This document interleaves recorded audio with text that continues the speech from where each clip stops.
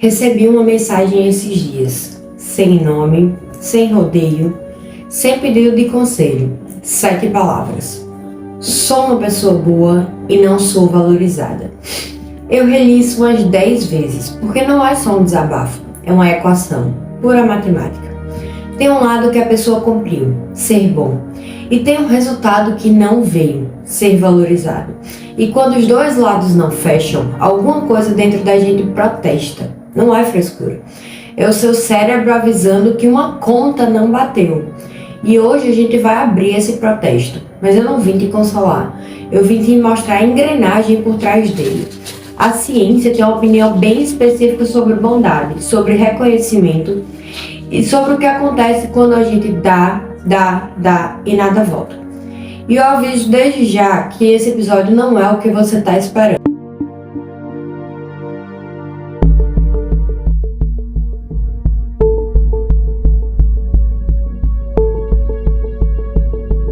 Seja bem-vindo de volta. Meu nome é Pamela Martiniano, mestre, doutoranda em neurociências, e aqui o combinado é sempre o mesmo. E é o que dá graça. Alguém me manda um dilema, daqueles que não tem resposta fácil. Eu começo pelo consenso, que a ciência já considera bem estabelecido. Depois eu viro a mesa e trago o contraponto. Outra forma de olhar a mesma coisa. E aí no fim vem o desfecho. Uma peça que reencaixa tudo de um jeito que você não viu chegando. O dilema de hoje é esse: ser uma pessoa boa e não ser valorizada. Parece um tema de conselho de revista, não é? Por baixo dele tem neurociência da recompensa, biologia da reciprocidade, psicologia social e a minha parte preferida, a matemática de como o cérebro aprende o que vale a pena. A gente vai descer até lá, então respira, tira a pressa, vem comigo desde o começo.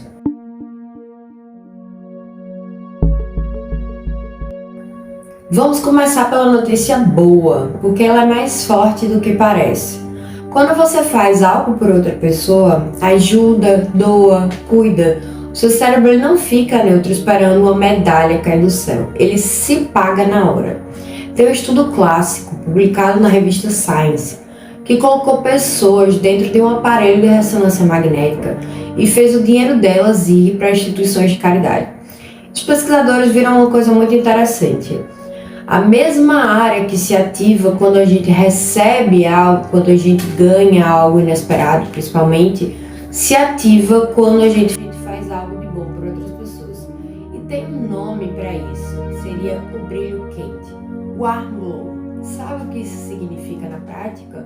Que parte do pagamento por fazer algo de bom para outras pessoas já vem na hora. Seu próprio cérebro já se encarrega disso. Quase não sai. E guarda isso, que lá no fim do episódio essa frase vai voltar. Então esse warm glow, esse brilho quente, seria como aquele quentinho que a gente sente quando a gente faz algo de positivo por outra pessoa, sem estar querendo nada em troca. Agora, segundo consenso. E aqui mora metade da dor do nosso ouvinte. Se fazer o bem já se paga sozinho, porque dói tanto quando ninguém retribui. Porque o ser humano ele não evoluiu para dar a fundo perdido, a gente evoluiu para trocar. Lá nos anos 70, o biólogo Robert Trivers formalizou uma ideia chamada altruísmo recíproco. Eu te ajudo hoje com a expectativa estatística de que você ou alguém me ajude amanhã. Isso só se sustenta numa espécie que tem memória, que reconhece rostos e que sente alguma coisa quando é passado para trás. Quer dizer, aquela pontinha de raiva, de injustiça, quando você se desdobra por alguém e não recebe um reconhecimento. Não é mesquinhez sua, é um sistema de detecção antiquíssimo. Ele existe para te avisar que essa troca está desequilibrada. Você não está sendo ruim por sentir isso, você está sendo humano, no sentido biológico da palavra. Então a primeira coisa que eu quero tirar da sua cabeça hoje, que te incomoda, é que você não está sendo uma pessoa mesquinha ou ruim por estar sentindo que você está dando e não está recebendo nada em troca. Isso é o seu sistema biológico exatamente funcionando como ele foi projetado para funcionar. Terceiro consenso, e esse é meio contraintuitivo. Boa parte do ninguém me valoriza pode ser, em parte, um erro de medição, de como você atribui esse valor. Não é frescura, tem dado. Os pesquisadores Emmett Kumar e Nicholas Epley fizeram uma série de experimentos onde as pessoas faziam pequenos gestos de gentileza. Um bilhete, um café, um elogio, e tinham que adivinhar o quanto aquilo ia impactar quem recebeu. E sistematicamente elas erravam para baixo. Elas subestimavam o tamanho do efeito do bem que elas faziam para as outras pessoas. Então elas não faziam ideia, né, que aquele gesto simples ele estava impactando as outras pessoas muito mais do que elas acreditavam. E por que isso importa para o nosso dilema? Porque não sou valorizada parte do princípio que você consegue medir de fora o quanto você importa para outras pessoas. E o que a ciência diz é que você é uma das pessoas menos indicadas para fazer essa medição. O reconhecimento muitas vezes ele existe, ele só não é reportado. Ninguém liga 10 anos depois para dizer que você mudou a semana da pessoa, mas o gesto simples seu muda. Então, grande parte do problema de você achar que não está sendo valorizada por aquilo que você faz vem justamente do fato de que você é a pessoa menos indicada para julgar o quanto aquilo impacta de fato nas outras pessoas, o quão bem você está fazendo para ela e o tamanho do valor que você tem, que o seu gesto simples tem para aquela pessoa.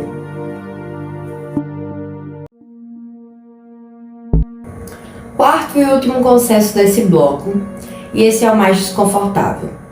Tem situações em que a pessoa não é só ignorada por ser boa, ela é ativamente rejeitada por isso.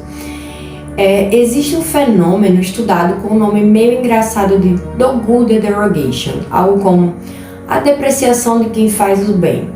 E alguns pesquisadores, como o Craig Perkins e o Isaac Stone, montaram jogos de grupo em que alguns participantes eram extremamente generosos, contribuíam muito mais do que o necessário para o bem comum.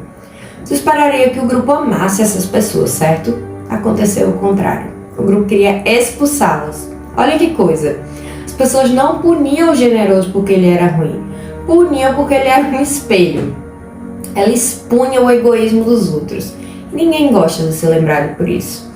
Então, se você sentiu que foi julgado em algum momento por ter sido muito bom, talvez não seja paranoia, seja simplesmente o que esse estudo mostra, que o fato de você ser muito melhor do que a média do grupo faz com que você deixe as pessoas se sentirem, desconfortáveis com o próprio egoísmo. Então, eu vou apresentar agora um resumo para vocês do que a gente já tratou até aqui. E resumindo, esse primeiro ato, fazer o bem já te paga por dentro. A gente já é preparado biologicamente, para esperar a reciprocidade. Você provavelmente subestima o quanto importa para as outras pessoas e em alguns grupos ser bom demais é literalmente arriscado. E esse é o chão firme. Agora eu vou tirar esse chão abaixo de você e a gente vai ver essa situação toda por um outro ângulo.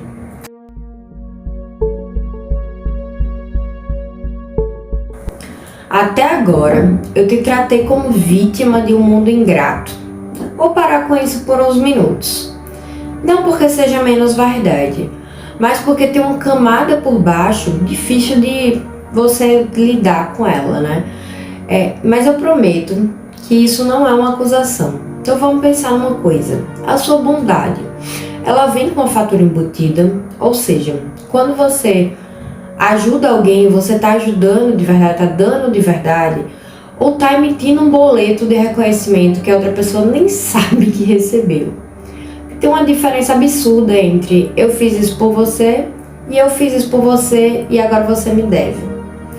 E o problema é que o outro não assinou esse contrato. Ele recebeu um presente, não uma dívida. Então, quando a cobrança chega, a partir de ressentimento ou do que quer que seja, ou você pensando que não foi valorizada, então talvez seja justamente essa diferença entre aquilo que é para você e aquilo que o outro enxerga. Porque, na verdade, você está dando algo silenciosamente, às vezes até para você mesma, inconscientemente. Você está esperando um retorno, né? E o outro não sabe que você está esperando esse retorno. Ele acha que simplesmente ganhou algo, que você simplesmente foi bom para ele. E não que ele tem uma dívida com você. Tem um conceito na psicologia da saúde que eu acho que mais gente deveria conhecer, que seria a comunhão não mitigada. Só um termo meio estranho, né? Mas a ideia é bem simples. Comunhão é a parte boa de se voltar para os outros. A empatia, a conexão, o cuidado. E não mitigada é quando essa parte não tem nenhum freio sobre outro, nenhuma agência sobre si mesmo, né? Nenhum e eu. O que eu preciso? A pessoa se dissolve, vai embora no cuidado com os outros. E a pesquisadora Vicky Helgeson mostrou estudo atrás de estudo que isso não é uma virtude saudável. Está associado a sintomas depressivos, ansiedade, a momentos em que você sente que está sendo só usada nas relações. E existe um grande problema, né? Que a nossa sociedade, ela vai justamente aplaudir o apagamento, né? Então, é quando você é aplaudido, né? Elogiado por ser doce, por ser uma pessoa do bem, porque ser uma pessoa que nunca dá trabalho para ninguém. E a pessoa recebe esse elogio por algo que por dentro está corroendo ela. Então, e aí vem a frase, né? A frase que essa ouvinte mandou: sou boa e não sou valorizada. Então, será que o que falta é a valorização, ou será que faltou em algum momento alguém te ensinar que você também entra na conta? Então, olha que reviravolta. Talvez não falte gente te reconhecendo. Talvez falte você ocupando espaço suficiente para ser reconhecida. Quem se apaga, ninguém enxerga, não tem como, você mesmo já está se anulando. Então, se você é essa pessoa que nunca dá trabalho, que sempre concorda, que está sempre voltada para esse tipo de valorização, é mais difícil de ser enxergada também. E aqui eu vou mais fundo no contraponto. Quando a gente diz, me esforço para ser boa, mas não sou valorizada, tem uma suposição embutida. Aqui o valor da minha bondade é decidido lá fora, pelo aplauso, pelo obrigado, pelo retorno. Isso é uma terceirização perigosíssima, porque você entregou a chave do seu próprio valor para um juiz que você não controla. O humor dos outros, a atenção dos outros, a capacidade dos outros de perceber o seu valor. Tem uma teoria da motivação de dois pesquisadores chamados Deci e Ryan, que separa duas formas de fazer o bem. Por motivação autônoma, porque aquilo é coerente com quem eu sou, né? Ou por motivação controlada, porque eu quero o aplauso, eu quero a aprovação, eu quero o reconhecimento, eu quero evitar a culpa. E o dado é consistente. Quando a gente faz o bem por motivação autônoma, ou seja, porque aquilo é coerente com quem eu sou, o bem-estar sobe.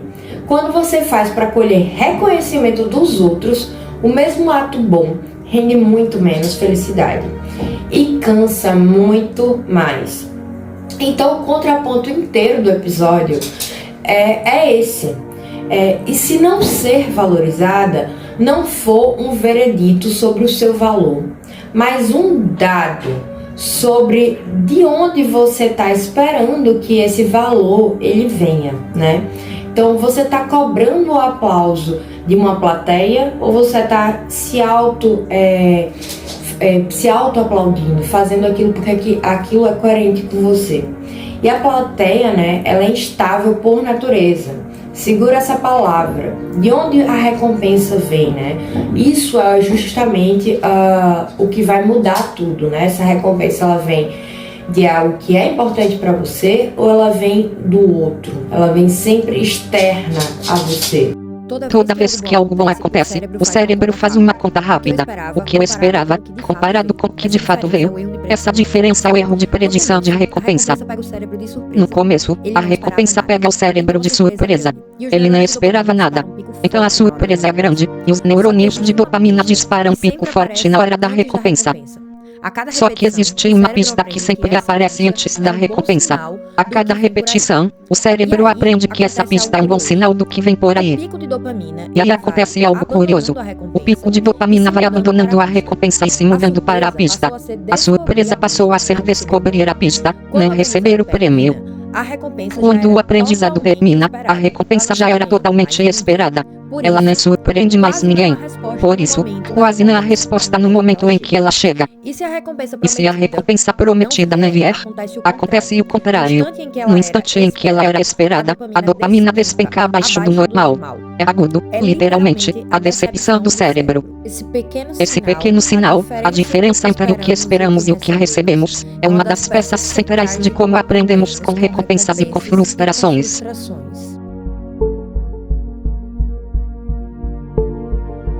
Agora a virada, e ela é parte que ninguém te conta, porque exige descer um nível abaixo da psicologia, até a forma como o cérebro literalmente calcula o que vale a pena. Quando você é boa com alguém e nada volta, você não está só magoada, você está aprendendo, no sentido teórico, no sentido frio, matemático da palavra. Toda vez que você faz um gesto, o seu cérebro registra aquilo como uma aposta com expectativa de retorno. E ele tem, né, um mecanismo dedicado, que é muito lindo e é implacável para conferir se a aposta deu certo ou se deu errado. Chama-se erro de predição de recompensa. E ele vai funcionar basicamente assim. Neurônios de dopamina lá no meio do cérebro, né, no estriado, eles não vão codificar recompensa em si, eles codificam a surpresa, a diferença entre o que você esperava receber e o que de fato veio. Então, se vem mais do que você esperava receber, dispara um sinal positivo, que diz: olha, esse aqui valeu mais do que eu achava, hein? Faz de novo, repete isso que você fez. Se vem exatamente o que eu esperava, então eu esperava isso, veio isso. O sinal ele nem se mexe, vai ficar estável, né? E se vem menos do que eu esperava ou nada, a dopamina ela vai cair abaixo dos níveis basais. Então, tinha esse nível de expectativa, veio menos, vai cair abaixo do nível do que eu já tinha anteriormente, né? Então, isso é um sinal negativo, uma correção, um sinal de isso valeu menos do que eu apostei. Então, vamos reduzir esse comportamento, né? Então, toda vez que você se desdobra por alguém e o reconhecimento não vem, o seu cérebro ele não fica parado sofrendo. Ele faz, né, uma notação contábil. Essa ação rende menos do que eu imaginava, menos do que eu previa. E ele ajusta o valor que ele atribui para essa ação, para baixo, caladinho, a cada vez que você repete, né? Então, sempre que eu espero algo e não vem, o meu cálculo de quanto vale aquela ação é reduzido, ela passa a valer menos. Com isso, se ela vale menos, eu tendo a fazer menos a emitir menos aquele comportamento. Aqui chega a palavra que reorganiza tudo. Um momentinho que eu já falo qual é. Quando um comportamento é repetido muitas vezes e a recompensa esperada simplesmente não aparece, o cérebro faz o que qualquer sistema de aprendizado faria. Ele reduz a frequência daquele comportamento até quase apagá-lo, como eu já disse para vocês. E esse processo ele tem um nome, chama-se extinção. Presta atenção no que isso significa para o nosso dilema, porque é libertador e assustador ao mesmo tempo. Aquele endurecimento que a gente sente depois de anos sendo bom sem retorno. Eu não sou mais a mesma pessoa, você imagina, né? Você sente, você pensa, eu cansei de ser boazinha, perdi a vontade.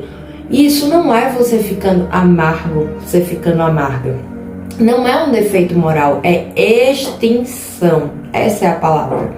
É o seu cérebro fazendo com perfeição o trabalho dele. Desligar uma ação que ele aprendeu que não está sendo paga, não tem retorno. Então, quer dizer, você não está quebrado, você não está ficando ruim, ficando amargo, você está calibrado. pegou a palavra? O sistema funcionou. O problema nunca foi a sua capacidade de ser bom ou de ser boa. O problema foi de onde você pegou o fio da recompensa, né? Você plugou no reconhecimento dos outros, que é uma fonte intermitente, ou seja, uma das piores possíveis para você buscar essa recompensa, né? Porque ela é atrasada, às vezes nem chega, nunca chega, às vezes, enfim, quando a pessoa bem quer. E qualquer comportamento que está plugado numa fonte assim, acaba entrando em extinção, porque é isso, né? Não importa o quão nobre seja o comportamento. Se eu estou ligada, se aquilo está sendo motivado por uma fonte intermitente, né, que eu não sei se vem, eu não sei quando vem, é tudo assim, uma hora vem, outra hora não vem, fico dependente disso, é claro que aquilo, o valor daquela ação reduz e entra em extinção. E tem uma última camada, que é onde tudo isso deixa de ser metáfora e vira quase física. O seu cérebro, ele não trata todas as recompensas como iguais. Ele diminui o valor de recompensas que são incertas e de recompensas que demoram muito e você nem sabe quanto vai vir. Tem um fator para isso e eu vou te dar ele com um nome. É o desconto temporal. A ideia é simples. Uma recompensa que vem agora vale o valor cheio, o valor completo. Uma recompensa que vem depois, ou que talvez venha, talvez nem venha, chega ao seu cérebro já com um valor descontado, vale menos. Quanto mais longe e mais incerta, mais o valor presente dela diminui. E é por isso que a sobremesa de agora vence a dieta de amanhã, o shape de amanhã. Não é falta de caráter ou de vontade, ou enfim. É a matemática do desconto temporal rodando dentro do seu cérebro, mais um mecanismo dopaminérgico que outro episódio, ou se vocês quiserem saber melhor os mecanismos, vocês coloquem nos comentários que eu venho explicar direitinho para vocês. Mas vamos juntar as peças. O reconhecimento dos outros é ao mesmo tempo a recompensa mais atrasada e mais incerta que existe. Você faz o bem hoje, agora, e o obrigado, se vier, vem em algum momento da vida, anos depois ou nunca. Então, pelo desconto temporal, o valor presente dessa recompensa para o seu cérebro é quase zero. Você escolheu, sem saber, a pior moeda possível para se pagar. Uma moeda que chega tarde, chega pouco e na maior parte das vezes nem chega. Então não é que o mundo seja ingrato com você, é que você ancorou a sua recompensa num sinal que a sua própria biologia foi feita para reduzir o valor. Lembra que eu falei que a gente prefere o prêmio na hora? Depende, né? Porque o cérebro, ele não decide no automático, ele calcula. Se o que vem depois é bem maior, esperar é a escolha mais inteligente. Adiar pode ser a coisa mais certa a se fazer, não fraqueza. Só que o ponto de virada muda de pessoa para pessoa. Tem tudo a ver com genética isso, no jeito como a sua dopamina trata o futuro. Mas presta atenção, esperar só vale se o prêmio lá na frente for grande de verdade e tiver chance real de chegar.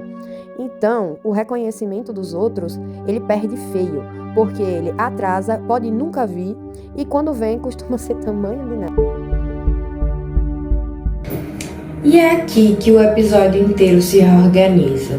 Porque a saída para o esgotamento de quem é bom não é se importar menos, não é virar cínico, não é parar de ser idiota e deixar de ser bom. A saída é mudar de onde você espera a recompensa vir. Então lembra lá no começo do brilho quente, o warm glow? A ressonância mostrou que ajudar já acende, né, o seu núcleo accumbens, as suas regiões de estriado, que são ligadas, né, a esse erro positivo, né, quando a gente espera algo e vem melhor do que eu imaginava. Né, então já ativa isso na hora, sem depender de ninguém. E aquilo é uma recompensa imediata e certa, tudo que o desconto temporal adora. O reconhecimento dos outros é o oposto. Incerto e só Deus sabe quando vai vir. Tudo que o seu cérebro acha que tem menos valor. Então tem uma forma de pensar o cérebro como duas partes trabalhando juntas. Uma que age e uma que avalia o quanto a ação valeu. Quando você terceiriza essa avaliação para a plateia, você fica refém do aplauso.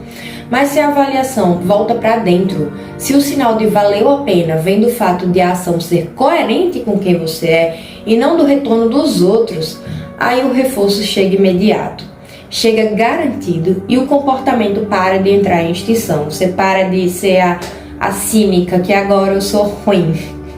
Você não precisa se importar menos, você precisa se pagar antes, sozinho e por dentro. Até porque, se não ficou claro até aqui, né, se pagar, ser uma pessoa boa e ter essa recompensa intrínseca dentro de você, faz com que os seus níveis de bem-estar melhorem absurdamente. Você vai ser uma pessoa que se considera muito mais feliz. Então a gente fecha de um jeito que talvez não fosse esperado por você.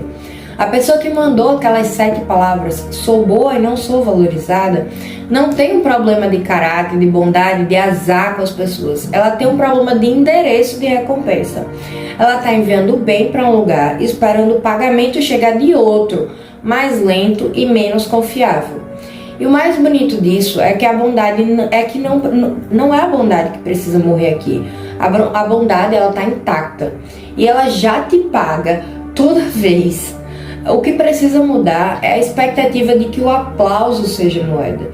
Porque no dia em que a sua recompensa parar de depender de alguém perceber, você fica livre de uma forma que pouca gente fica. Livre para continuar sendo o que você quiser ser, sem sofrer por isso, sem se sentir idiota ou o que quer que seja.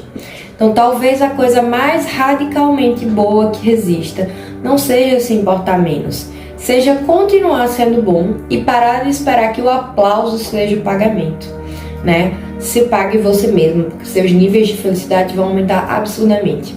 E se esse dilema mexeu com você, manda o seu. 7 palavras bastam, ou se vocês quiserem mandar áudio de até 1 minuto, eu fico aguardando. E no próximo episódio a gente vai abrir essa outra engrenagem. Se quiserem também que eu fale mais de mecanismos, né, mais a fundo, tipos de neurônio, áreas do cérebro, vocês me falam também.